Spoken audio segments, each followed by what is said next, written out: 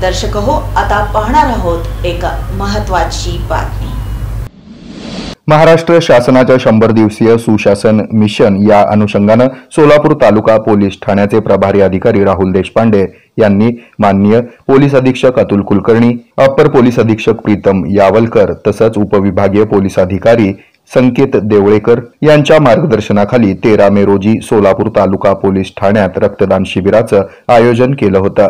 या रक्तदान शिबिराकरिता सोलापूर तालुका पोलीस ठाण्याच्या कार्यक्षेत्रातील गावातील पोलीस पाटील यांच्याकरवी पोलीस निरीक्षक राहुल देशपांडे यांनी नागरिकांना आवाहन केलं होतं। रक्तदानामुळे गरजू रुग्णांना वेळेवर रक्त उपलब्ध होऊन त्यांचे प्राण वाचावेत, रक्तदानाबाबत नागरिकांमध्ये जनजागृती व्हावी, सामाजिक बांधिलकी जपावी, रक्ताचा तुटवडा भरून काढावा या उद्देशाने या रक्तदान शिबिराचं आयोजन श्री छत्रपती शिवाजी महाराज सर्वोपचार रुग्णालय सोलापूर यांच्या मार्फत करण्यात आलं होतं। आयोजित करण्यात आलेल्या या रक्तदान शिबिरात पोलीस निरीक्षक राहुल देशपांडे यांनी स्वतः सहभाग नोंदवून रक्तदान केलं। तसंच पोलीस ठाण्याकडील सहाय्यक पोलीस निरीक्षक सोमनाथ कदम, पोलीस अंमलदार आणि नागरिकांनी देखील रक्तदान केलं। पोलीस अधीक्षक अतुल कुलकर्णी यांच्या संकल्पनेतून सोलापूर ग्रामीणच्या कार्यक्षेत्रामध्ये मिशन विकसित गाव ही संकल्पना राबवण्यात येणार आहे। यामध्ये विविध गावांमध्ये सर्वांगीण विकास करण्याचं ध्येय असल्याचं यावेळी सांगण्यात आलं।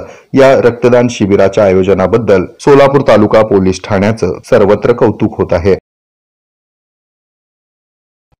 हे आहे मेट्रोकास्ट केबल नेटवर्क आणि आपण पाहत आहात द न्यूज प्लस बरच काही।